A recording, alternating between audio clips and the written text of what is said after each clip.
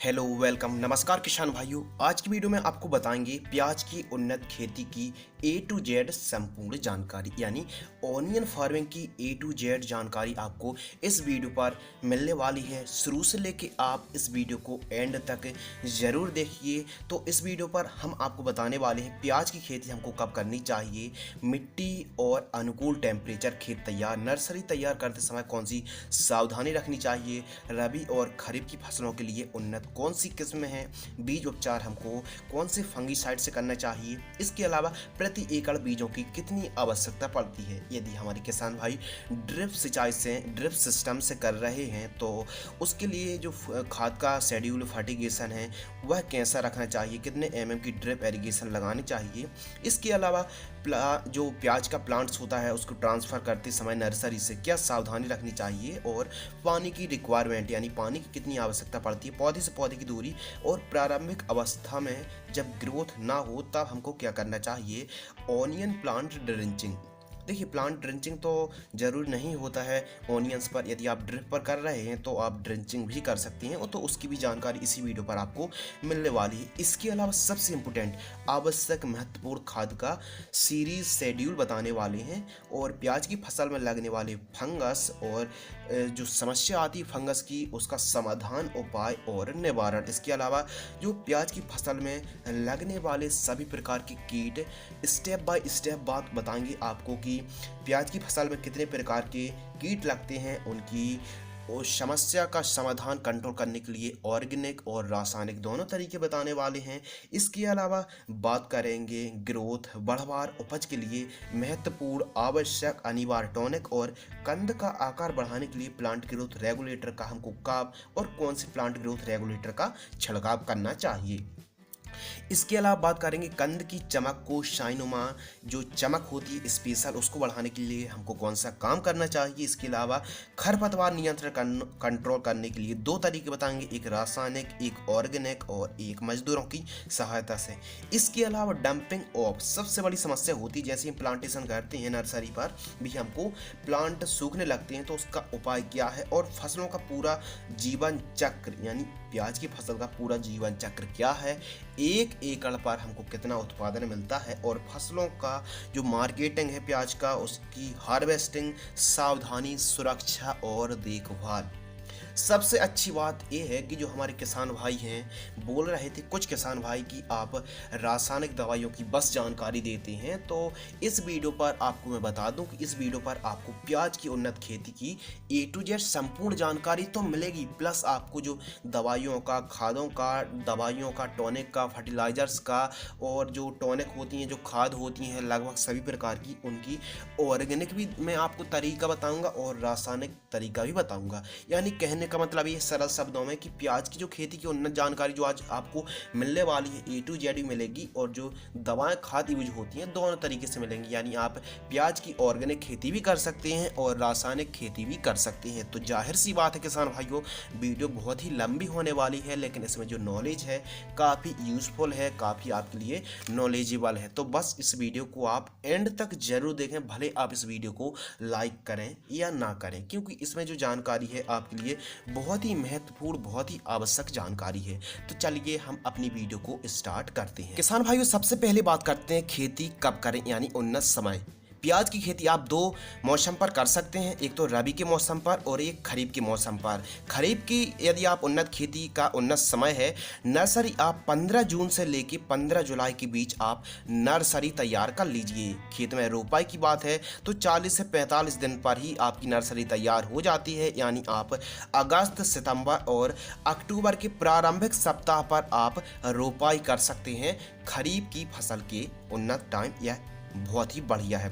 इसके अलावा रबी की खेती यदि आप करना चाहते हैं तो आप नर्सरी को नवंबर, दिसंबर महीनों पर आप नर्सरी तैयार करें, और खेत पर रोपाई आप जनवरी और फरवरी के प्रारंभिक सप्ताह पर आप खेत पर रोपाई कर सकते हैं। लीजिए आपको उन्नत टाइम पता चल गया। अब बात करते हैं मिट्टी और अनुकूल उन्नत टेम्परेचर। मिट्टी और टेम्परेचर, देखिए मिट्टी की अगर बात की जाए तो आप प्याज की खेती पीली मिट्टी पर, दोमट मिट्टी पर, उत्तम जल निकास वाली मिट्टी पर आप प्याज की खेती कर सकते हैं। ध्यान रखना है, अधिक अम्लीय और अधिक क्षारीय मिट्टी नहीं होनी चाहिए। प्याज की खेती के लिए जो जलवायु है, ना अधिक ठंडी हो ना अधिक गर्मी हो, अच्छे कंद बनने के लिए, लेकिन आपको ध्यान देना है, अच्छे कंद बनने के लिए आपको जो मीडियम और अधिक टेम्परेचर की होने की बहुत ही ज़रूरत पड़ती है। जब हमारे कंद बन रहे हों प्याज के, तो उस समय जो टेम्परेचर, मेन टेम्परेचर रहता है वो रहता है 30 डिग्री सेल्सियस से लेके 35 डिग्री सेल्सियस तक का टेम्परेचर बहुत ही बढ़िया माना गया है। तब जाके हमारा जो कंद प्याज का बहुत ही अच्छे तरीके से ग्रोइंग हो पाता है। अब बात करते हैं खेत तैयार। हमारे किसान भाई तरह तरह से अलग अलग प्रकार से खेत तैयार करते हैं, लेकिन खेत तैयार करने के लिए सबसे पहले आप प्लाऊ कल्टीवेटर चलवाकर मिट्टी को ठीक तरीके से पलटवा लीजिए। इसके अलावा खेत में जो चारों तरफ पार होती है, मेड़ होती हैं, जिसे भी आप जो भी कहते हैं पार मेड़, तो उसके चारों ओर मतलब कि खरपतवार नहीं रहना चाहिए, यानी अच्छे तरीके से साफ सुथरा खेत हो। फिर आप अंतिम जुताई में क्या करें, 2 से 3 बोरी, आप 3 बोरी सिंगल सुपर फास्फेट लीजिए, एसएसपी 3 बोरी। इसके अलावा आप 1 बोरी डीएपी और 30 किलोग्राम आपको यूरिया लेना है, और 1 से 2 ट्राली गोबर की पकी हुई खाद को खेत में अच्छे तरीके से बिखेर दीजिए, और रोटोवेटर की सहायता से आप मिट्टी को भुरभुरी करा लीजिए, खेत को समतल करा लीजिए। इसके अलावा आप नाली पार या मेड़ बनवा लीजिए जहाँ पर आपको प्लांटेशन करना है। इसके अलावा नर्सरी तैयार करना, और नर्सरी तैयार करते समय रखने वाली, इस्तेमाल करने वाली जो सावधानी, कौन सी सावधानी बरतने वाली जो सावधानी होती है क्या है। नर्सरी तैयार करना, देखिए नर्सरी तैयार करते समय बहुत ही सावधानी रखनी चाहिए। सबसे पहले आइए जानते हैं नर्सरी प्याज की जो नर्सरी है, 40 से 45 दिनों पर आपकी जो प्याज की नर्सरी तैयार हो जाती है। इसके अलावा नर्सरी पर जो नर्सरी होती है, डंपिंग ऑफ, यानी पौधे जिसे हम बोलते हैं मर जाते हैं नर्सरी पर, तो उसके लिए क्या करना है, मैंकोजेब फंगीसाइड को आप 1 लीटर पानी पर 1 ग्राम की दर से स्प्रे कर सकते हैं। ये तो हो गया रासायनिक तरीका। अब ऑर्गेनिक तरीका यदि देखा जाए तो, यानी जब हमारी नर्सरी है, डंपिंग ऑफ ना हो, पौधे ना मरें, तो उसके लिए हमको चूल्हे की जो राख होती है, कंडे की राख होती है, उसको आपको मतलब प्लांटेशन पर धुरक देनी चाहिए या फिर उड़ा देनी चाहिए। जैसे ही 40 से 45 दिन से, ध्यान रखना एक बात बहुत ही ज़्यादा, आपको 40 से 45 दिन से अधिक की नर्सरी नहीं होनी चाहिए। कई किसान भाई आलसी कर देते हैं, यानी 50-60 दिन की नर्सरी हो जाती है तब ट्रांसप्लांट करते हैं, तो जो हमारा पौधा है अच्छे तरीके से ग्रोइंग नहीं होता है। मैक्सिमम आपका 45 दिन से कम ही का हो तब आपको ट्रांसप्लांट कर देनी चाहिए। और ध्यान रखना है, जो 40 से 45 दिन तक हमारी जो नर्सरी होती ग्रोइंग नहीं होती, उसके लिए हमको क्या करना है, जैसे कि हमारी नर्सरी हमने लगा रखी है, जैसे 10x10 में लगा रखी है, तो उसका ग्रोथ के लिए जैसे 15 से 18 दिन की हमारी नर्सरी होती है, तो 250 ग्राम हमको यूरिया लेना है और बिखेर देना है, मतलब खेत में छिड़क देना है, और फिर हमको पानी चला देना है 250 ग्राम यूरिया यानी नाइट्रोजन को, और बढ़िया तरीके से आपकी जो नर्सरी है हरी होगी, ग्रोइंग होगी। आइए जानते हैं उन्नत किस्मों के बारे में, यानी इम्प्रूव वैरायटी। तो रबी की बुआई हेतु आप जो मुख्य हाइब्रिड की वैरायटी हैं, पूसा रेड, पूसा रत्नार, एग्री फाउंड रोज। इसके अलावा खरीफ की बुआई हेतु उन्नत हाइब्रिड की जो बढ़िया वैरायटी है, Agri Found Dark Red, N53 hybrid जैसी वैरायटी को आपको चयन करना चाहिए। इसके अलावा आपके एरिया में, आपके वातावरण, आपके इन्वायरमेंट के हिसाब से, आपकी मिट्टी के हिसाब से जो आपके एरिया में उन्नत हाइब्रिड की वैरायटी हो, आप उसी का ही चयन करना चाहिए। इसके अलावा बात करते हैं बीज उपचार यानी सीड्स ट्रीटमेंट। प्याज की जो आप बुआई करते हैं उससे पहले नर्सरी तैयार करते हैं, तो आप बीजों को उपचार जरूर करें। रासायनिक तरीके से भी कर सकते हैं और ऑर्गेनिक तरीके से भी आप बीजों को उपचार कर सकते हैं। रासायनिक से यदि आप बीजों को यानी सीड्स ट्रीटमेंट कर रहे हैं तो मैंकोजेब यानी व्यापारिक नाम बीटाबैक्स पावर आता है, उससे आप बीजों को उपचार कर सकते हैं। इसके अलावा यदि आप ऑर्गेनिक तरफ जाना चाहते हैं तो ट्राइकोडर्मा फंगीसाइड आती है, उससे भी आप बीजों को उपचार कर सकते हैं। आइए किसान भाइयों जानते हैं प्रति एकड़ बीजों की आवश्यकता, यानी 1 एकड़ पर कितने सीड्स लग जाती हैं। तो 1 एकड़ पर 3 किलोग्राम से 3.5 किलोग्राम 1 एकड़ पर बीज लग जाते हैं, या फिर यूँ कह सकते हैं कि 1 हेक्टेयर पर 8 किलोग्राम से लेके 9 किलोग्राम बीज पर्याप्त होते हैं 1 हेक्टेयर के लिए, और 1 एकड़ के लिए 3 किलोग्राम से लेके 3.5 किलोग्राम 1 एकड़ पर बीज लग जाते हैं। ड्रिप सिंचाई, यदि हमारे किसान भाई सिंपल तरीके से प्याज की खेती कर सकते हैं और ड्रिप पर भी हमारे किसान भाई प्याज की खेती कर सकते हैं।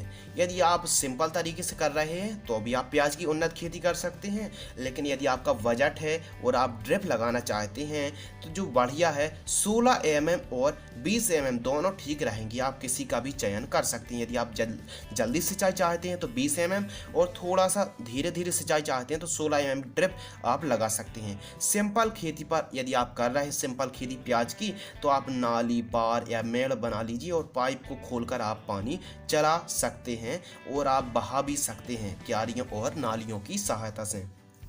तो कोई दिक्कत नहीं, मैं आपको फोर्स नहीं करूंगा कि आप ड्रिप पर ही आप प्याज की खेती करें। हम दोनों तरीके से उन्नत उत्पादन ले सकते हैं।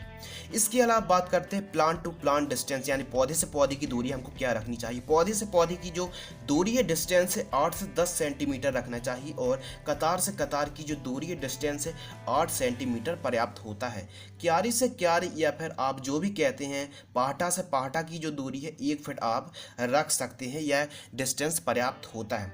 इसके अलावा बात करते हैं नर्सरी में प्लांट ट्रांसफ़र, यानी जब हमारी नर्सरी तैयार होती है प्लांट ट्रांसफ़र करते हैं तो 40 से 45 दिनों में नर्सरी तैयार हो जाती है। इसके अलावा जहाँ भी आपको रोपाई करनी है वहाँ पर ही नमी होना चाहिए और जहाँ से आप प्लांट निकाल रहे हैं और जहाँ प्लांट ट्रांसफ़र कर रहे हैं हल्की नमी होना बहुत ही ज़रूरी होता है। और ध्यान रखना है जब आप नर्सरी यानी पौधे उखाड़ एक जगह से निकालें और उन पौधे को आप टॉप की साइड्स आपको काट देना है और डंठल टाइप के आपको कर देना है। इसके अलावा 10-10 सेंटीमीटर के शीश बचना चाहिए। बाकी शीश अपशीश ऊपर का टॉप्स जो साइड्स होता है उसकी जो टॉप साइड्स होते हैं जिसे हम फुन्नई भी बोलते हैं उनको आप काट सकते हैं और आप प्लांटेशन कर सकते हैं। ध्यान रखना नमी होना बहुत ही ज़रूरी है।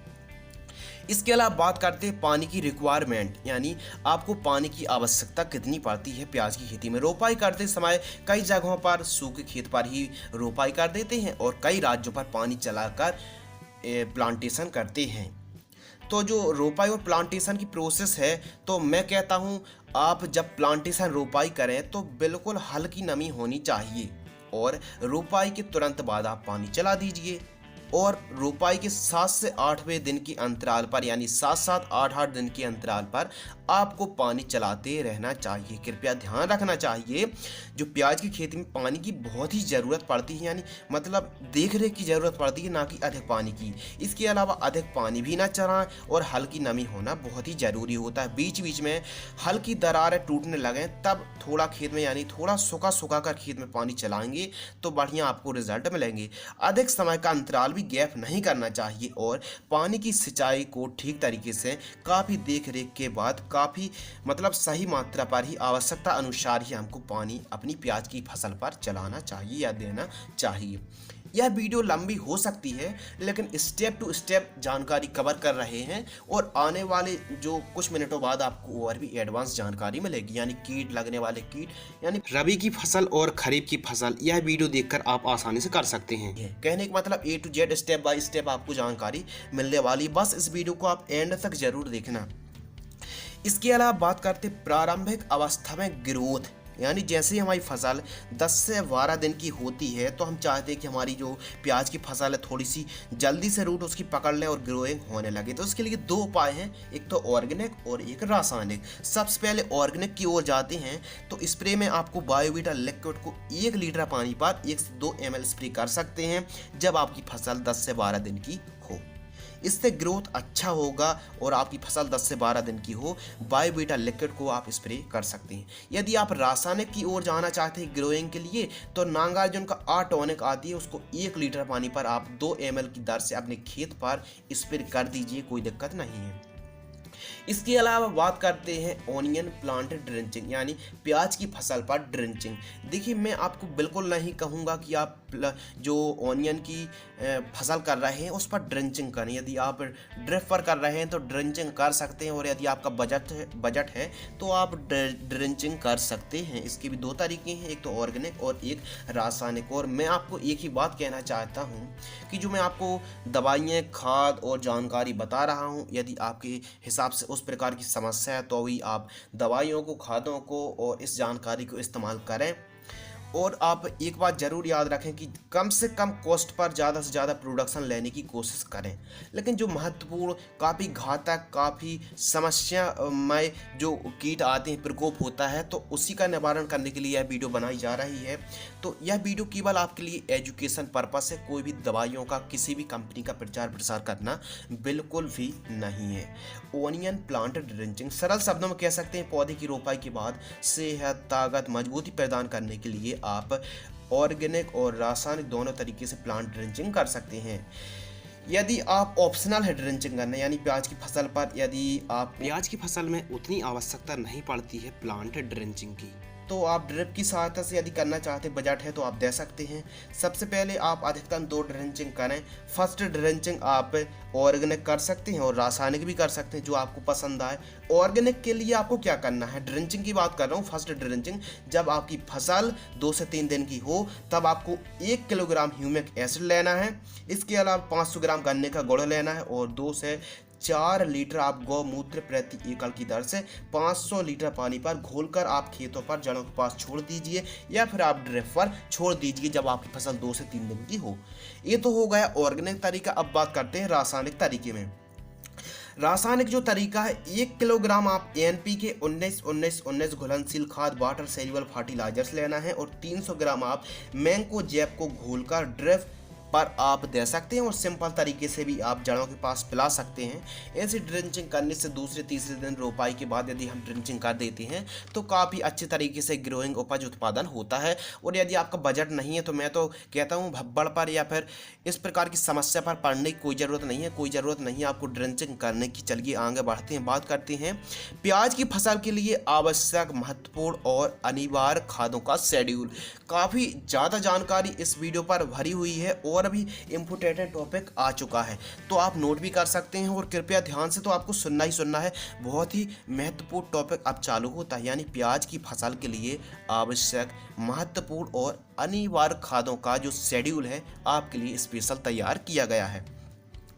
इसके लिए मैं आपको 2 तरीके से शेड्यूल बताता हूं, एक तो ऑर्गेनिक तरीके से, एक रासायनिक तरीके से। यानी आप ऑर्गेनिक तरीके से भी प्याज की खेती कर सकते हैं और रासायनिक तरीके से भी प्याज की खेती कर सकते हैं। सबसे पहले ऑर्गेनिक खाद के बारे में बात करते हैं। जैसे ही हमारी फसल प्रति एकड़ की दर से मैं पूरी जानकारी आपको बता रहा हूँ। ऑर्गेनिक खाद का शेड्यूल, जैसे ही हमारी फसल 10 से 12 दिन की होती है तो हमको एक MBF कंपनी का सुपर ह्यूमिक गोल्ड फर्टिलाइजर्स आती है, जो पूरी तरह ऑर्गेनिक एग्रीकल्चर पर निर्भर है। 5 किलोग्राम आपको लेना है और जड़ों के पास देना है प्रति एकड़ की सहायता से, और ड्रिप पर भी आप छोड़ सकते हैं, कोई दिक्कत की बात नहीं है। लीजिए 10 से 12 दिन की है MBF कंपनी का ह्यूमिक जो गोल्ड सुपर आता है, उसको 5 किलोग्राम 1 एकड़ पर दे सकते हैं। जैसे ही हमारी फसल 25 दिन की होती है लगभग, तो थोड़ा सा और ग्रोइंग के लिए हम इफ़को कंपनी की सागरिका दानेदार ग्रेन्यूल्स फॉर्म में आती है, उसको आप 5 किलोग्राम 1 एकड़ पर जड़ों के पास दीजिए और पानी चला दीजिए। इसके अलावा जैसे ही हमारी फसल लगभग 35 दिन की होती है तो बायोवीटा दानेदार आता है, जो 100% ऑर्गेनिक होता है, जो समुद्री शैवाल से निर्मित होता है, एस्कोफाइलम नोडोसम।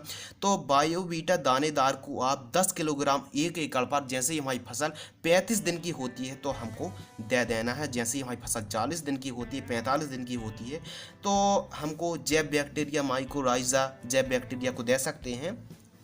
ये सब ऑर्गेनिक है। 4 किलोग्राम आप K-मैक्स सुपर को लीजिए और आप 1 एकड़ पर दे दीजिए और पानी चला दीजिए। K-मैक्स सुपर को आप ड्रिप की सहायता से, ड्रिप सिंचाई से भी आप दे सकते हैं। इसके अलावा एजोटोबैक्टर जो कि नाइट्रोजन की कमी को दूर करता है, जैसे कि मार्केटिंग नाम इफेक्ट ग्रोथ आता है। एजोटोबैक्टर 50 से 60 दिन की जब हमारी फसल होती है तो हम 3 किलोग्राम आप दे सकते हैं 1 एकड़ पर एजोटोबैक्टर। ये तो हो गया ऑर्गेनिक तरीका, यदि आप ऑर्गेनिक खेती कर रहे हैं तो कर सकते हैं। अब बात करते हैं रासायनिक खादों का शेड्यूल, यानी मैं 2 शेड्यूल बता रहा हूँ, एक ऑर्गेनिक और एक रासायनिक। ऑर्गेनिक मैंने आपको बता दिया। अब बात करता हूँ रासायनिक खाद जो होती हैं उनका दवाओं का पूरा शेड्यूल, यानी फर्टिगेशन शेड्यूल्स। नंबर 1, जैसे ही हमारी फसल प्याज की 10 से 12 दिन की होती है 5 किलोग्राम आप यूरिया लीजिए और 1 किलोग्राम आप NPK 19-19-19 घुलनशील खाद लीजिए और जड़ों के पास आप दीजिए और पानी चला दीजिए। ड्रिप में कर रहे हैं तो आप ड्रिप में छोड़ दीजिए और सिंपल तरीके से कर रहे हैं तो आप जड़ों के पास थोड़ा थोड़ा थोड़ा पूरे खेत पर बिखेर दीजिए और पानी चला दीजिए। फिर देखिए ग्रोइंग। जैसे ही हमारी फसल, प्याज की फसल 20 दिन की होती है, 2 किलोग्राम हमको NPK घुलनशील खाद 1261 लेनी है। उसके अलावा 1 किलोग्राम ह्यूमिक एसिड लेना है, प्रति एकड़ जड़ों के पास देना है और पानी चला देना। हमारे किसान भाई बोलेंगे कि जो आप खाद बता रहे हैं, हम तो ड्रिप में खेती कर ही नहीं रहे हैं, तो इस खाद को कैसे दे सकते हैं? क्या आप जानते हैं गेहूं पर आप यूरिया किस प्रकार देते हैं? यानी हाथ से, तसला की सहायता से हाथ से छिड़कते हैं। ठीक उसी प्रकार आपको जड़ों के पास थोड़ा थोड़ा थोड़ा थोड़ा इस खाद को देना है और पानी चला देना है। ड्रिप पर कर रहे हैं तो ड्रिप पर छोड़ दीजिए और सिंपल कर रहे हैं तो जड़ों के पास छोड़िए और पानी चला दीजिए। ढलमा, बहा हुआ, जैसा भी आप पाइप खोलकर पानी चलाते हैं उस पद्धति से आप पानी चला सकते हैं। देखिए, यह वीडियो इसलिए लंबी हो जाएगी क्योंकि परिपूर्ण है, पूरी जानकारी है, ऑर्गेनिक रासायनिक दोनों को लेकर चल रहे हैं तो जानकारी लंबी होना स्वाभाविक बात है। बात करते हैं हमारी फसल प्याज की, जैसी 30 दिन की होती है तो हमको 3 किलोग्राम 174400 NPK घुलनशील खाद देना है। 2 किलोग्राम हमको सल्फर युक्त खाद लेना है, प्रति एकड़ जड़ों के पास देना है और पानी चला देना है। इसके अलावा जैसे हमारी प्याज की फसल 40 से 45 दिन की होती है, 4 किलोग्राम हमको 05234 NPK घुलनशील खाद लेना है, 200 ग्राम हमको थायरम फंगिसाइड लेना है और 2 किलोग्राम हमको जिंक युक्त खाद लेना है। जड़ों को पास छोड़ देना है, बढ़िया उपज उत्पादन होगा। इसके अलावा बात करते हैं, जैसे ही हमारी फसल 55 से 60 दिन की प्याज की फसल होती है तो हमको क्या करना है? इफ्को कंपनी की सागरिका दानेदार आदि 10 किलोग्राम लेना है, 25 किलोग्राम आपको यूरिया लेना है, 1 kg आपको बोरॉन 20% जो आती है 1 किलोग्राम लेना है, जड़ों के पास देना है और पानी चला देना है। नोट, यदि आप ड्रिप पर प्याज की खेती कर रहे हैं तो यही खाद आप ड्रिप पर भी दे सकते हैं। सिंपल खेती कर रहे हैं तो जड़ों के पास दे सकते हैं। इसलिए आप बाद में कमेंट ना करें कि ड्रिप पर कैसे दें और सिंपल तरीके से कैसे दें। इसके अलावा बात करते हैं दोनों जो घुलनशील ही खाद हैं, यानी ऑर्गेनिक भी और रासायनिक भी। इसके अलावा प्याज की फसल 70 से 80 दिन की होती है तो 4 किलोग्राम आपको 0050 NPK घुलनशील खाद, 25 किलोग्राम आपको SSP सिंगल सुपर फास्फेट और कैल्शियम नाइट्रेट युक्त खाद आपको 5 किलोग्राम लेना है और जड़ों के पास दे देना है और बढ़िया रिजल्ट आपको मिलेगी। अंतिम खाद और सुन लीजिए, यारामिला फर्टिलाइजर्स यदि आप देना चाहते हैं तो इसके भी रिजल्ट हमारे किसान भाइयों द्वारा काफ़ी पॉजिटिव रिजल्ट आए हैं। तो यारामिला जो फर्टिलाइजर्स आती है यह भी काफ़ी अच्छी अंतिम खाद पर दे सकते हैं, 10 किलोग्राम 1 एकड़ पर। यदि आप यारामिला फर्टिलाइजर्स को नहीं देना चाहते हैं तो अंतिम खाद, जैसे हमारी फसल 100 से 110 दिन की होती है तो सल्फर युक्त खाद 5 किलोग्राम, 05234 5 किलोग्राम, क्रिस्टल का बर्टागो इंसेक्टिसाइड आती है उसको भी आपको ले लेना है ताकि जो जड़ों के पास काटने वाले कीट का प्रकोप देखने के लिए ना मिले। बर्टागो आपको 2 किलोग्राम, बायोबीटा दानेदार 10 किलोग्राम आपको लेना है और आप अंतिम पानी पर या फिर अंतिम खाद आप दे देना है, या फिर अंतिम खाद जब आपकी फसल 100 या 110 दिन की होती है तब आप दे दीजिए, पानी चला दीजिए। लीजिए, आपकी जो खाद का शेड्यूल है कंप्लीट हो गया है। याद रखना है, यदि आपको लग रहा है कि यह खाद थोड़ी सी महंगी है या फिर कॉस्टली है या फिर कुछ ज़्यादा ही खर्च आ जाएगा तो आप इस खाद को सीधा 50% कर लीजिए, यानी सीधा इस खाद को आधा कर लीजिए। लेकिन जो आपको जानकारी लग रही है एक साथ में बता रहा हूँ, इसीलिए आपको यह खाद ज़्यादा लग सकती है लेकिन कोई ज़्यादा नहीं है। किसान भाई, अब बात करते हैं हमारी प्याज की फसल में कितने प्रकार के फंगस आते हैं, कब आते हैं और उनका रोकने का उपाय, तरीका ऑर्गेनिक और रासायनिक क्या है। तो आपको बस इस वीडियो को आप एंड तक जरूर देखना और बेल आइकन को प्रेस कर लेना ताकि आपको ऐसी और भी इंटरेस्टिंग वीडियो आने वाली है। प्याज की फसल में जैसे एंथ्रेक्नोसिस, पिंक रूट रॉट, इसके अलावा पाउडरी मिल्ड्यूड, डाउनी मिल्ड्यूड, वैगनी धब्बा जिसे हम पर्पल ब्लॉच कहते हैं, इसके अलावा ब्लाइट जैसे लीफ ब्लास्ट, लीफ ब्लाइट, आर्द्र गलन, इसके अलावा झुलसा रोग, भूरा विगलन रोग और जीवाणु मृदु विगलन के साथ साथ पत्तियां ऊपर से पीली पड़कर झुकने लगती हैं और काफ़ी नुकसान होता है। तो यह गिने चुने फंगस आते हैं लेकिन काफ़ी ज़्यादा नुकसान पहुँचाते हैं। आपने देखा होगा पर्पल ब्लॉच यानी वैगनी धब्बा, आप इस इमेज पर देख सकते हैं। यह पर्पल ब्लॉच ज़्यादा जो अटैक देखने के लिए मिलता है वो होता है लीफ पर, पत्तों पर, डंठलों पर और डंठलों के साथ साथ तना पर भी यह ग्रस्त हो जाता है। स्पेशल पत्तों पर काफ़ी ज़्यादा अटैक देखने के लिए मिलता है पर्पल ब्लॉच का, बैंगनी धब्बा का। तो इसको कंट्रोल करने का उपाय क्या है? आपको AM45 लेना है, यानी इंडोफिल का जो मैंकोजेब 45% उसको आपको ले लेना है।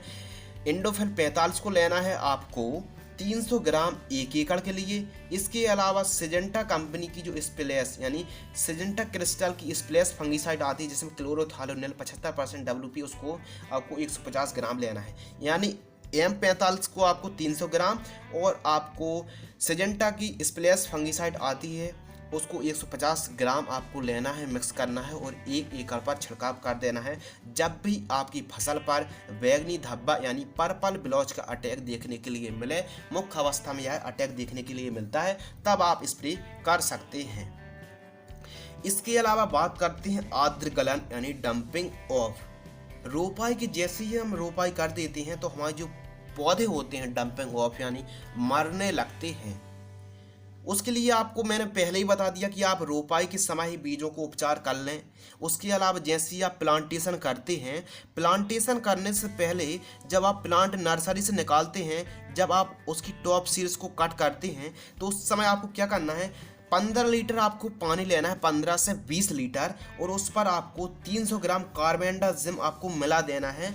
और जो प्लांट्स की जड़ें होती हैं, रूट होती हैं, उनको डुबो कर आपको प्लांटेशन कर देना है। जैसे इफ्को कंपनी की यामाटो जिसमें कार्बेंडाजिम है उसको ले सकते हैं और घोल को जड़ों को डुबा कर आप प्लांटेशन कर दीजिए। आपके जो प्लांट हैं बिल्कुल भी डंपिंग ऑफ नहीं होंगे। किसान भाइयों, हमारी प्याज की फसल में और भी तरह तरह प्रकार के फंगस आते हैं।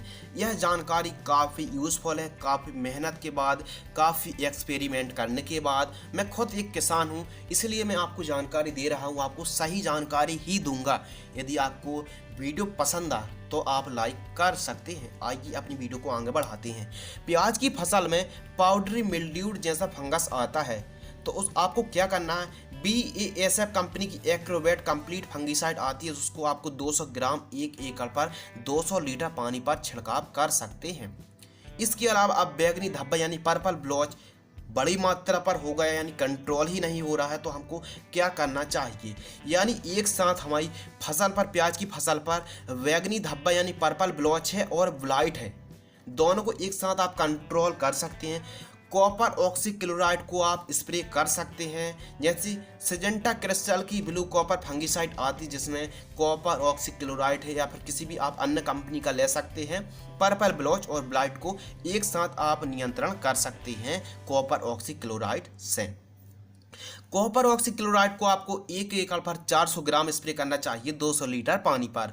अब बात करते हैं प्याज की फसल पर डाउनी मिल्ड्यू यानी पत्तियां जो होती हैं ऊपर से सूखने लगती हैं, पीली पड़कर ग्रोथ रुक जाती है, एकदम स्टॉप हो जाती है और टोटल पत्तियां ऊपर से सूखने लगती हैं। यानी किसान भाइयों, कहने का मतलब ये है हमारी फसलों पर डाउनी मिल्ड्यू भी है, विलाइट भी है, लीफ विलाइट भी है। तो ऐसी कंडीशन में यानी पत्तियां पीली होकर ऊपर से झुकने लगें और ग्रोथ बढ़वार उपज रुक जाए तो बायर कंपनी का एलिड फंगीसाइड आता है जिसमें फ्यूजीफाइल AL 80% है, उसको आप 200 ml 1 एकड़ पर स्प्रे कर सकते हैं।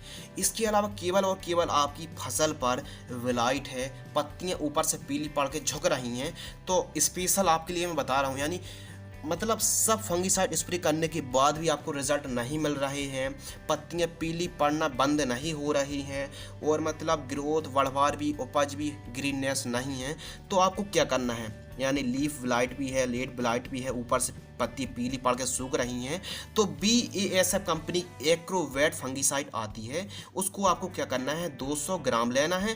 और पोलीराम, BASF कंपनी का पोलीराम फंगीसाइड आता है, उसको आपको 400 ग्राम लेना है। यानी एक्रोवेट को 200 ग्राम और पोलीराम को 400 ग्राम लेना है और 1 एकड़ पर 200 लीटर पानी पर मिक्स करके छिड़काव कर देना है। और किसान भाइयों, एक बात आप बिल्कुल भी याद कर लीजिए, यदि आप प्याज की खेती कर रहे हैं और फंगस ना आए, जैसे ब्लाइट, स्पेशल झुलसा रोग ना आए, झुलसा रोग काफ़ी नुकसान पहुंचाता है, इसलिए मैं आपको स्पेशल मैंने सोचा आपको बता दिया जाए, यानी झुलसा ही ना आए जैसे आपकी फसल 15 से 20 दिन की होती है, आप हमेशा ही 15-15 दिन के अंतराल पर मैंकोजेब फंगीसाइड को स्प्रे करते रहिए। बहुत ही पॉजिटिव और अच्छे रिजल्ट मिलेंगे, कभी झुलसा रोग नहीं आएगा। इसके अलावा बात करते हैं ग्रे रस्ट। स्पेशल जो हमारी फसल होती है प्याज की, रस्ट भी जैसी समस्या आती है, तो प्रोपिकोनोजोल 25% EC को 200 ml आप 1 एकड़ पर स्प्रे कर सकते हैं। 100 से 200 ml आप स्प्रे कर सकते हैं। यदि आपकी फसल कम दिन की है तो आप प्रोपिकोनोजोल को 100 ml की दर से ही स्प्रे आप कर सकते हैं। इसके अलावा हमारी फसल पर ब्लास्ट भी है, रॉट भी है, एंथ्राकिनोसिस भी है, पर्पल ब्लॉच भी है, ब्लाइट भी है, इसके अलावा ओनियन स्मट भी है। इसके साथ ही एक साथ इन सभी को हमको नियंत्रण करना है। तो मैंकोजेब आपको 200 ग्राम लेना है और एक PI इंडस्ट्री का कीटाजिन फंगीसाइड आता है, कीटाजिन 48% EC। इसके अच्छे बहुत ही पॉजिटिव रिजल्ट मिले हैं। मैंकोजेब को और कीटाजिन को दोनों को मिक्स करके स्प्रे कर देना है आपको। 1 एकड़ पर कीटाजिन को 100 ml लेना है, मैंकोजेब को 200 ग्राम लेना है, स्प्रे कर देना है। बहुत ही अच्छे बढ़िया रिजल्ट आपको मिलेंगे। ये तो हो गई रासायनिक तरीके से आप फंगस को कंट्रोल कर सकते हैं। लेकिन जो हमारे किसान भाई हैं ऑर्गेनिक वाले भी हैं, तो ऑर्गेनिक में भी हम बता दें कि लगभग सभी एक साथ आप कंट्रोल कर सकते हैं फंगस को। सनमुखा का जो मोक्षा फंगीसाइड आता है 250 ml स्प्रे कर सकते हैं। बायो फर्टिलाइजर्स अंको कैलिबर आता है 300 ml 1 एकड़ पर स्प्रे करें। यह भी काफ़ी हद तक फंगस को कंट्रोल करके रखते हैं। यह आप पर डिपेंड है कि आप ऑर्गेनिक तरीका अपनाना चाहते हैं या फिर रासायनिक तरीका अपनाना चाहते हैं। मैं तो कहता हूँ आप एक ही दम से रासायनिक को छोड़कर ऑर्गेनिक पर तो नहीं आ सकते हैं, लेकिन धीरे धीरे आप कुछ मात्रा पर ऑर्गेनिक भी इस्तेमाल आप कर सकते हैं। प्याज की फसल में लगने वाले कीट, यानी प्याज की फसल पर कितने प्रकार के कीट आते हैं, कब आते हैं, और ऐसी कंडीशन में मैं आपको बता दूं कि जो मैंने अब भी फंगस बताए हैं, जब आपको फंगस का अटैक हो तब आप स्प्रे कर सकते हैं। यदि आपकी फसल हरी भरी है, कोई फंगस नहीं है, तो आप फंगीसाइड का स्प्रे करने की कोई ज़रूरत नहीं है। और फंगस आ रहे हैं तो शुरुआती अवस्था में ही फंगीसाइड को स्प्रे करना चाहिए। अब बात करते हैं प्याज की फसल में कितने प्रकार के कीट आते हैं, कब आते हैं, उनसे क्या समस्या होती है और उनको निवारण करने की क्या क्या तरीके हैं। तो मैं तो आपको हमेशा से ही मतलब इस वीडियो पर स्टार्टिंग से ही 2 तरीके बताते आ रहा हूँ, एक तो ऑर्गेनिक और एक रासायनिक, यानी हमारी फसल के। सबसे पहले तो जान लेते हैं कि कितने प्रकार के कीट आते हैं। जैसे कि थ्रिप्स, सुंडी, कटुआ सुंडी, और प्याज की जो मक्खी होती है शीर्ष की भेदक कीट होता है। इसके अलावा छोटी बड़ी इल्ली, थ्रिप्स होती है, सफ़ेद मक्खी होती है, एफिड जैसे पिंक वर्म होती है, माइट्स होती है, मच्छर। इसके अलावा तरह तरह की इल्लियाँ होती हैं, तना छेदक होती है, माहू, हॉपर्स, मिलीबग, और सबसे ज़्यादा अटैक होता है थ्रिप्स का। तो इन सभी को कंट्रोल करने के लिए ऐसी दवाइयाँ बता रहा हूँ जो एक साथ कंट्रोल कर सकती हैं। सबसे पहले बात करते हैं ऑर्गेनिक, फिर बात करेंगे रासायनिक। ऑर्गेनिक पर आप एक साथ इल्लियों का, थ्रिप्स का और रस चूसक चबाने वाले कीटों को कंट्रोल करना चाहते हैं तो आपको क्या करना है। ऑर्गेनिक पर डाउ एग्रोसाइंस की जो सक्सेस इंसेक्टिसाइड आती है 80 ml आपको 1 एकड़ पर स्प्रे करना है। जब भी आपकी प्याज की फसलों पर, याद रखना प्याज के जो पत्ते होते हैं उनको आप दूर दूर करके देखें, कहीं अंदर जो रस चूसा कीट होते हैं वो प्याज के पत्तों की हमेशा अंदर साइड अटैक करते हैं, जो देखने में काफ़ी मुश्किल होता है। प्याज के जो रस होते हैं उसको चूसने का काम करते रहते हैं, प्याज की फसल कमज़ोर कर देते हैं। तो उसके लिए डाउ एग्रोसाइंस की डेलीगेट भी आती है और सक्सेस भी आती है। सक्सेस को आप डाउ एग्रोसाइंस की सक्सेस इंसेक्टिसाइड को आप 80 ml 1 एकड़ पर 200 लीटर पानी पर स्प्रे कर सकते हैं जब भी आपकी प्याज की फसल पर कीटों का अटैक है। इसके अलावा यह सभी कीटों को नियंत्रण करती है डाउ की सक्सेस। इसके अलावा डेलीगेट भी ग्रीन लेवल की इंसेक्टिसाइड, स्पाइनोटोरम 11.7%, यह भी इंसेक्टिसाइड है और सभी कीटों को, इल्ली हो, थ्रिप्स हो, रस चूसा कीट हो, चबाने वाले कीट हो, डेलीगेट भी सभी को कंट्रोल करती है। आपको डाउ एग्रोसाइंस की जो डेलीगेट आती है उसको भी आपको 100 ml 1 एकड़ पर स्प्रे करेंगे तो अभी आपको अच्छे रिजल्ट मिलेंगे। इसके अलावा रस चूसा कीटों को नियंत्रण करती है सनमुखा कंपनी की जो तेजस इंसेक्टिसाइड आती है, यह भी आप ऑर्गेनिक तौर पर इस्तेमाल कर सकते हैं। अब बात करते हैं रासायनिक तरीका। आपको जो पसंद आ आप उससे इस्तेमाल कर सकते हैं, लेकिन जो मैं आपको ऑर्गेनिक बता रहा हूँ वह भी 100% रिजल्ट देगा और जो रासायनिक बता रहा हूँ उससे भी आपको 100% रिजल्ट मिलेगा। तो रासायनिक सुनिए, जैसे रस चूसक कीटों को कंट्रोल करने के लिए आपको क्या करना चाहिए, जब भी आपकी फसल पर इल्ली, थ्रिप्स और अन्य कीटों और आपको उड़ने वाले जो कीट होते हैं तब अटैक हो, तब आप स्प्रे कर सकते हैं रस चूसक कीटों के लिए। क्रिस्टल सिजेंटा कंपनी की अलीका इंसेक्टिसाइड आती है, 80 ml 1 एकड़ पर स्प्रे कर सकते हैं। सिजेंटा क्रिस्टल की पॉलीट्रिन इंसेक्टिसाइड आती है, 250 ml स्प्रे कर सकते हैं जब भी आपकी फसलों पर कीटों का प्रकोप देखने के लिए मिले। बायर कंपनी की कॉन्फिडोर सुपर आती है, 50 ml 1 एकड़ पर स्प्रे कर सकते हैं, यह भी रस चूसक कीटों को कंट्रोल करती है। घरडा कंपनी की पुलिस इंसेक्टिसाइड आती है, 200 ml 1 एकड़ पर स्प्रे करेंगे तो आपको अच्छे रिजल्ट मिलेंगे। चूसने वाले कीटों को, जो रस चूसक कीट होते हैं, इल्ली होती है, थ्रिप्स होती है, उसकी बात आगे करेंगे, लेकिन जो थ्रिप्स होती है रस चूसक कीट होती है। इसके अलावा कहने का मतलब ये है, प्याज में रस चूसक कीटों का अटैक है तो आप घरडा का पुलिस, सिजेंटा की अलीका, सिजेंटा की पॉलीट्रेन को आप स्प्रे कर सकते हैं। बायर कंपनी की कॉन्फिडोर स्प्रे, किसी को भी आप एक का चयन करके स्प्रे कर सकते हैं। अब बात करते हैं इल्लियाँ, यानी प्याज की फसल पर बड़ी मात्रा पर बड़े कीट हैं, जैसे इल्लियाँ हैं, पत्ते को काटने वाले कीट हैं, तने को काटने वाले कीट हैं, तो बायर कंपनी की सोलेमन को 1 एकड़ पर 100 ml स्प्रे करें। सभी इल्लियों को आप एक साथ कंट्रोल कर सकते हैं, चूसने वाले कीटों को भी आप एक साथ कंट्रोल कर सकते हैं बायर कंपनी की सोलेमन इंसेक्टिसाइड से। इसके अलावा किसान भाइयों, यदि आप और दूसरी इंसेक्टिसाइड का इस्तेमाल करना चाहते हो तो घरडा कंपनी की किंग डोक्सा जो आती है, किंग डोक्सा इंडोक्सा कार्ब, इसको आप 100 ml स्प्रे कर सकते हैं, 1 एकड़ पर सभी कीटों को नियंत्रण करेगी। इसके अलावा अदामा इंडिया कंपनी की इंपीरियल इंसेक्टिसाइड आती है, यह भी जो काटने वाले कीट होते हैं, चबाने वाले कीट होते हैं, तो अभी आप अदामा इंडिया कंपनी की इंपीरियल इंसेक्टिसाइड को 150 ml 1 एकड़ पर स्प्रे कर सकते हैं। बायर कंपनी की मोमेंटो एनर्जी आती है, यदि कंट्रोल कीट ना हो तो आप बायर कंपनी की मोमेंटो एनर्जी को 200 ml 1 एकड़ पर स्प्रे कर सकते हैं, यह भी रस चूसक कीटों के साथ साथ इल्लियों को कंट्रोल कर सकती है। इसके लिए ग्रोथ, बढ़वार, उपज और उत्पादन के लिए हम आपको केवल और केवल 2 टॉनिक बता रहे हैं, एक ऑर्गेनिक और एक रासायनिक। जो मैं आपको जानकारी बता रहा हूँ इसको और भी डिटेल, अब दवाइयाँ जो मैं आपको बता रहा हूँ इसकी आप चाहते हैं कि थोड़ा और विस्तार से जानकारी मिले, उसका टेक्निकल, उसका प्राइस, तो लिंक डिस्क्रिप्शन में मिल जाएगी आपको, A to Z संपूर्ण जानकारी वहाँ पर ही मिलने वाली है, आप जा जाकर देख सकते हैं। लेकिन एक वीडियो पर टेक्निकल्स नाम के साथ साथ उसका प्राइस, रिजल्ट कवर करना काफ़ी वीडियो लंबी हो जाएगी, तो मैं सोच रहा हूँ आपको दवाइयों के नाम और आपको डोज बताते जा रहा हूँ और काम करने का तरीका। तो मोमेंटो एनर्जी को आपको 200 ml स्प्रे करना है, रस चूसक कीटों को सफाया करती है।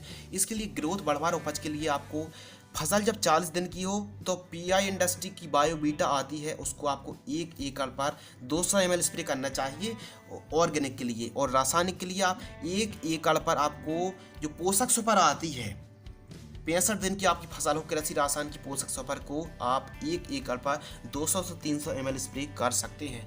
अब बात आती है सबसे ज़्यादा इम्पोर्टेंट, सबसे ज़्यादा महत्वपूर्ण, कंद का आकार बढ़ाने के लिए। किसान भाइयों के इतने ज़्यादा कमेंट आ रहे थे इस टॉपिक पर, तो इसको ध्यान से सुनिएगा। कंद का आकार बढ़ाने के लिए 2 तरीके बताऊंगा, एक ऑर्गेनिक और एक रासायनिक। सबसे पहले रासायनिक, यानी जब हमारी फसल रोपाई से 80 दिन की होती है तब हमको प्लांट ग्रोथ रेगुलेटर का स्प्रे करना चाहिए, प्लांट ग्रोथ रेगुलेटर का 60 से 85 दिन के बीच में। सिजेंटा क्रिस्टल की कल्टार प्लांट ग्रोथ रेगुलेटर आती है, इतनी पॉजिटिव, इतने अच्छे रिजल्ट हैं, बहुत ही बढ़िया रिजल्ट हैं। इसको आपको जड़ों के पास पिलाना है या फिर स्प्रे करना है। जैसी आपकी फसल 50 से लेके या फिर 65 दिन से लेके 50 दिन के बीच, जी हाँ 65 दिन से लेके 50 दिन के बीच आप प्लांट ग्रोथ रेगुलेटर कल्टार को पिला सकते हैं। जैसे कि सिजेंटा कंपनी की कल्टार प्लांट ग्रोथ रेगुलेटर आती है, उसको आप स्प्रे कर सकते हैं। 1 एकड़ पे आपको 100 ml स्प्रे करना, बहुत ही अच्छे रिजल्ट मिलेंगे। या फिर FMC की लगन आती है, दोनों पर सेम टेक्निकल, पेक्लोबुटराजोल 23% आता है SC फॉर्म में, इसको आप 80 से 100 ml 1 एकड़ पर स्प्रे करना चाहिए। ध्यान रखना चाहिए, महत्वपूर्ण टॉपिक ध्यान रखना चाहिए, प्लांट ग्रोथ रेगुलेटर को स्प्रे करने से पहले, स्पेशल कल्टार और लगन को स्प्रे करने से पहले, जो मुख्य रूप से कंद को बढ़ाती है, इसको आपको पानी, मतलब पहले खेत में नमी होना बहुत ही ज़रूरी है, बहुत ही अनिवार्य है। यदि आप ड्रिप पर भी खेती कर रहे हैं तो ड्रिप पर आप 100 से लेके 80 से लेके 100 ml 1 एकड़ पर छोड़ सकते हैं ड्रिप की सहायता से। मैं एक बार और रिपीट कर रहा हूँ, प्याज के कंदों के आकार को बढ़ाने के लिए आप जो सिजेंटा कंपनी की कल्टार या फिर लगन आती है, उन दोनों को किसी को भी एक 80-100 ml जब आपकी फसल 60 से 80 दिन की हो तब आप ड्रिप में भी दे सकते हैं, स्प्रे भी कर सकते हैं। खेत में पहले नमी होना चाहिए। बहुत ही अच्छे तरीके से आपकी प्याज का कंद में इंक्रीज होगा, वृद्धि होगी। 100% आपको रिजल्ट मिलेंगे। आप कुछ करें या ना करें, लेकिन आपकी जो फसल है 60 से 85 दिन की हो तो आप कल्टार या फिर लगन को जरूर अपने खेत पर इस्तेमाल करें। बहुत ही अच्छे तरीके से कंद इंक्रीज होंगे, वृद्धि होगी। ऑर्गेनिक में यदि जाया जाए तो कंद का आकार बढ़ाने के लिए आप बायोवीटा दानेदार आती है 10 किलोग्राम आपको अपनी फसलों पर, जब आपकी फसल लगभग 80 दिन की हो तो बायोवीटा दानेदार को आप 1 एकड़ पर 10 किलोग्राम छोड़ सकते हैं, या फिर आप जैव बैक्टीरिया भी छोड़ सकते हैं, जैसे कि एएचपीएम कंपनी का जो आता है एएचपीएम गोल्ड 4 किलोग्राम 1 एकड़ पर 70 से 80 दिन की फसल पर छोड़ सकती हैं। आपके ऊपर डिपेंड कर रहा है कि आप रासायनिक पर जाना चाहते, कल्टार और जो लगन आती है उसको स्प्रे करना चाहते हैं, या फिर ऑर्गेनिक पर आप जैव बैक्टीरिया या फिर बायोवीटा देना चाहते हैं। तो आपको सेम आपको खर्च पड़ने वाला है, आप किसी का भी चयन कर सकते हैं। इसके अलावा कंद की चमक बढ़ाने के लिए, यानी कंद का साइज वृद्धि हो गई, लेकिन अब कंद की जो चमक होती है स्टोरेज भी करेंगे, यानी मार्केटिंग में सही मिलने के लिए आपको चमक होना आपके कंद में बहुत ही ज़रूरी है। बोरॉन को आप 20% जो बोरॉन आती है उसको आपको स्प्रे करना है 1 एकड़ पर 300 ग्राम। जब आपकी फसल 70 से 75 दिन की हो तो आपको बोरॉन बहुत ही ज़रूरी होता है प्याज की फसल पर चमक बढ़ाने के लिए। अब आप पे डिपेंड कर रहा है, आप स्प्रे करेंगे तो चमक बढ़ेगी, और यदि बढ़ रही है तो कोई ज़रूरत नहीं। यदि ऑर्गेनिक पे जाया जाए कि ऑर्गेनिक तरीके से प्याज के जो कंद हैं होते हैं उसमें हमको बढ़ाना ऑर्गेनिक तरीके से, तो नीम के तेल के साथ साथ आप गौमूत्र आता है उसको स्प्रे कर सकते हैं, तो उससे भी काफ़ी हमारी जो प्याज है काफ़ी शाइनुमा रंग आता है। इसके अलावा खरपतवार नियंत्रण के लिए हमारे किसान भाई कहेंगे कि आपने पूरी वीडियो की जानकारी दी, लेकिन खरपतवार के कंट्रोल करने के लिए हमको क्या इस्तेमाल करना चाहिए। आप 2 तरीके से खरपतवार नियंत्रण कर सकते हैं। एक तो आप मजदूरों की सहायता से खरपतवार को नियंत्रण कर सकते हैं, और एक तो रासायनिक दवाइयों से भी आप खरपतवार को कंट्रोल नियंत्रण कर सकते हैं। आपका जिस हिसाब से बजट हो आप उस हिसाब से इस्तेमाल कर सकते हैं। मैं आपको फोर्स नहीं कहूँगा कि आप रासायनिक इस्तेमाल करें या फिर मजदूरों की सहायता से इस्तेमाल करें। यदि आप मजदूरों की सहायता से तो लेबर से भी आप खरपतवार को खेत से बाहर निकलवा दीजिए। इसके अलावा यदि आप 40 दिन की जैसी आपकी प्याज की फसल होती है तो आप 2 बार सेकंड टाइम मजदूरों की सहायता से खेत को मतलब मिट्टी को पलटवा दीजिए। खुरपी या कुल्पा की सहायता से आप मिट्टी को ठीक तरीके से पलटवा लीजिए। इसके अलावा रासायनिक में यदि देखा जाए खरपतवार नाशक हार्बिसाइड तो अदामा इंडिया कंपनी का डेकल आता है, यह एक खरपतवार नाशक होता है डेकल। यह भी जो प्याज की फसल पर चौड़ी पत्ती और सकड़ी पत्ती के खरपतवार को नियंत्रण करता है। यह एक सेलेक्टिव खरपतवार नाशक है, ध्यान रखना है। अदामा इंडिया कंपनी का डेकल खरपतवार नाशक को स्प्रे करने से पहले खेत में पानी पहले जरूर चला लें। अब इसका टेक्निकल्स और अधिक जानकारी के लिए लिंक डिस्क्रिप्शन में मिल जाएगी। हालांकि यह ईसी फार्म में आती है और 1 एकड़ पर 350 ml स्प्रे करना चाहिए। लेकिन जब आपकी प्याज की फसल 4 से 5 पत्ती यानी आपकी फसल लगभग 15 से 20 दिन की हो, खरपतवार 4 से 5 पत्ती के हों, तब हमको डेकल खरपतवार नाशक को छिड़काव करना चाहिए। ध्यान रखना है आपको, डेकल खरपतवार नाशक को छिड़काव करने से पहले खेत में नमी होना अनिवार्य नहीं, आवश्यक है। इसके अलावा अब बात करते हैं प्याज की फसल का जीवन चक्र, यानी बीज बोने से लेके परिपक्व तक की जो स्टेज होती है लगभग 150 से 160 दिन लग जाती है, यानी लगभग 5 महीने तो लग ही जाते हैं। और यदि मार्केटिंग और हार्वेस्टिंग की अगर बात की जाए तो स्टोरेज की बहुत जल्द वीडियो आ सकती है, यानी प्याज का स्टोरेज किस प्रकार किया जाता है। लेकिन आपको बता दें कि हार्वेस्टिंग जैसे आपको करनी है तो आप जैसी आपकी फसल पीली पत्ती पड़कर झुकने लगे और एंडिंग मतलब जब अंतिम चरण चल रहे हो प्याज की फसल की, यानी पीले पत्ते पड़ने लगते हैं, सूखने लगते हैं, तो आपको क्या करना है, आपको जैसे पीले पत्ते सूखने लगे तो आपको मतलब हार्वेस्टिंग चालू कर देनी है। और प्याज को जहाँ से आप उखाड़ रहे हैं वहीं पर खेत पर ही 12 से 15 दिनों तक खेत में ही प्याज को पड़ी रहने दें, जिससे ठीक तरीके से सूख जाए। यह किस लिए, या इसलिए क्योंकि जब हमारी प्याज खेत में ही पड़ी रहेगी, अच्छी तरीके से घाम लग जाएगा, तो स्टोरेज जब हम करेंगे तो हमारी फसल में काली मस्सी और भी अन्य जो भंडारण में डिजीज आते हैं वह नहीं आएंगे।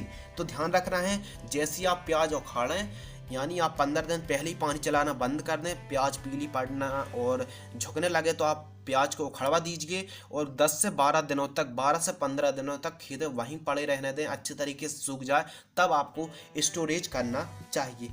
अब बात करते हैं सावधानी, यानी जब हमारी प्याज लगभग 80 से 90 दिन की होती है तो कहीं कहीं फूल निकलना स्टार्ट हो जाती है, यानी फूल भी आते हैं गुच्छे। तो कंद का आकार ठीक तरीके से मजबूत हो या फिर फूल निकलते तो ठीक तरीके से निठोर या फिर अच्छे तरीके से परिपक्व नहीं हो पाता है हमारा कंद, तो उसके लिए हमको क्या करना है, मजदूरों की सहायता से, लेबर की सहायता से, जैसे हमारी फसल लगभग 80 से 90 दिन की होती है, पैरों की सहायता से पूरी प्याज को झुका देनी चाहिए। यानी पूरे सरल शब्दों कहा जाए तो पैरों की सहायता से 80 से 90 दिन की हमारी फसल होती है, पूरे खेत को कचरवा देना चाहिए या फिर लेबर की सहायता से, पैरों की सहायता से झुका देना चाहिए, जिससे क्या होता है, कंद ठीक तरीके से परिपक्व होता है, कंद का आकार में वृद्धि होती है और अनचाही वृद्धि भी कंट्रोल हो जाती है। इसके अलावा जब हमारी प्याज की फसल लगभग 60 से 70 दिन की हो और हमको लगे कि हमारी प्याज केवल ज़रूरत से जब ज़्यादा वृद्धि हो रही हो तो हमको क्या करना चाहिए, हमको प्लांट ग्रोथ रेगुलेटर का स्प्रे करना चाहिए। जैसे कि घरडा कंपनी का चमत्कार प्लांट ग्रोथ रेगुलेटर आता है, उसको आप स्प्रे कर सकते हैं 250 ml 1 एकड़ पर। यदि आपको लगे कि हमारी प्याज की फसल ज़रूरत से ज़्यादा हाइट हो रही है तो उस कंडीशन में हमको प्लांट ग्रोथ रेगुलेटर का स्प्रे करना चाहिए, घरडा कंपनी का चमत्कार टॉनिक को।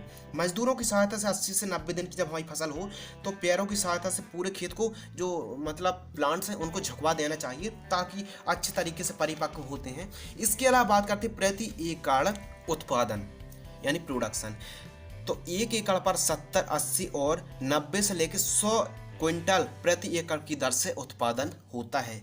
यदि आप और भी अच्छा फर्टिगेशन करेंगे तो उत्पादन इससे भी बढ़ सकता है, यदि आप ठीक तरीके से देखभाल नहीं करेंगे तो उत्पादन कम भी हो सकता है। तो किसान भाइयों, आज की वीडियो में हमने आपको प्याज की उन्नत खेती की A to Z संपूर्ण जानकारी बताई। यह वीडियो इसलिए लंबी हुई क्योंकि इस वीडियो पर आपको A to Z knowledge, A to Z जानकारी कवर करने की कोशिश की गई। इस वीडियो पर हमने ऑर्गेनिक तरीका भी बताया, रासायनिक तरीके से भी आप दोनों तरीके से प्याज की, ऑनियन की फार्मिंग कर सकते हैं, A to Z जानकारी दी। यदि इतनी वीडियो देखने के बाद आपके मन में कोई सवाल है, सुझाव है, तो आप बेशक आप कमेंट सेक्शन में सवाल या सुझाव पूछ सकते हैं। हमारा चैनल आपके लिए हमेशा तत्पर है, तुरंत कमेंट का रिप्लाई करता है और ऐसे भी और भी आने वाली 20-25 वीडियो आने वाली हैं जो अलग अलग खेती पर आपको वीडियो मिलने वाली है। बस यह सीरीज चालू है, बस इस वीडियो को आप लाइक कर दीजिए और अन्य किसान भाइयों के साथ वीडियो को शेयर जरूर कर दीजिए। और यदि आपको लगता है कि जो फर्टिगेशन है थोड़ा सा महंगा है तो इस फर्टिगेशन को आप पूरा स्प्रे ना करके आप आधा ही मार्केट से खरीद के लाएं और आधा से ही आप काम चला लें। यदि आप बिल्कुल सिंपल तरीके से कर रहे हैं तो आप NPK और यूरिया से भी आप प्याज की खेती कर सकते हैं। और आप केवल ब्लाइट ऊपर से सूख रही हैं, पत्तियाँ पीली पड़ रही हैं, तो आप कॉपर ऑक्सीक्लोराइड अकेले फंगिसाइड से ही कंट्रोल कर सकते हैं। और यदि आप ठीक तरीके से, उन्नत तरीके से प्याज की खेती कर सकते हैं या करना चाहते हैं तो यह प्रोसेस आपको करनी ही होगी। यदि मैं आपको कहूं कि थोड़ा सा यदि इससे जो कॉस्ट है कम कैसे की जा सकती है, तो आप ड्रिंचिंग मत कीजिए और बीज उपचार तो आप ज़रूर कीजिए। इसके अलावा आप केवल एक टॉनिक सागरिका को या फिर बायोबीटा को ही इस्तेमाल करें। और इसके अलावा जो कीटनाशक बताई हैं मैंने, केवल 1 से 2 कीटनाशक को ही इस्तेमाल करें। सब ब्रांडेड हैं और सबके रिजल्ट भी अच्छे हैं। इसके अलावा जो खाद है NPK तो आपको इस्तेमाल करना है 1919 052 34 0050। इनको आप हर 10 दिन में अंतराल पर ना दे के आप 20-20 दिन के अंतर पर भी देंगे तो आपकी फसल ग्रोइंग हो सकती है। तो आप जरूरी नहीं कि जो मैंने आपको जानकारी दी आप उस हिसाब से मॉडर्न में खेती करना चाहते हैं तो आप कर सकते हैं, लेकिन यदि आप कम लागत पर, बजट यदि आपका कम है तो आप कम से कम कॉस्ट पर ही प्याज की उन्नत खेती लेने की कोशिश करें। आई होप यह जानकारी आपको जरूर पसंद आई होगी। वीडियो पसंद आ तो लाइक करें। मिलते हैं ऐसी और भी इंटरेस्टिंग टॉपिक के साथ, तब तक के लिए धन्यवाद।